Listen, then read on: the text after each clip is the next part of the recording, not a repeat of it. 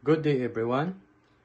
For my page 6103 course project 1, we'll be presenting an acrobatic exercise routine with the help of my nephew, who will demonstrate and movement while I explain acrobatic exercise in a rhythmic activity that raises the heart rate, strengthening the lungs and improves overall endurance. Let's begin with the warm-up. As you can see, he is starting with arm circles to warm up the shoulders and prepare the upper body. Next, the perform side-to-side steps touch with arms swing with loosen the muscles and promote blood flow. Which loosen. Finally, a light jog in the place helps to gradually raise the heart rate and prepare the whole body for more active movement.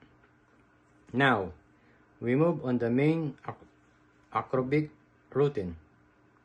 He begins with marching in place with high knees, which strengthens the hips and improves stamina. Next, the perform step touches with arm push forward, working both arms and legs while improving coordination. He then adds knee left with opposite arm reaches, which help with balance, flexibility, and core strength.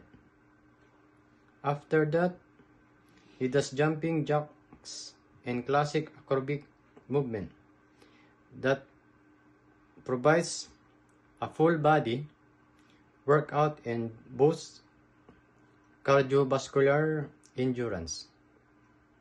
Now, for the second set for movement, he performs a grapevine step to the right and left, a fun dance-like exercise that develops coordination. Next, he does front kicks with arm punches which strengthens both the upper and lower body while building endurance. He follows with squat and clean overhead, combining strength training with acrobatic activity. Lastly, he finishes with jogging in place with fast feet, which raises intensity and improves stamina and speed. After acrobatic activity, it's important to cool down. He starts with slow march in place to bring the heart rate down gradually.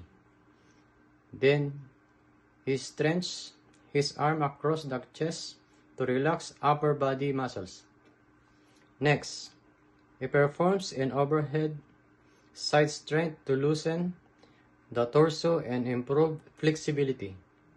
And finally, the finish with deep breathing while raising and lowering the arms, returning the body in calm, relaxed state.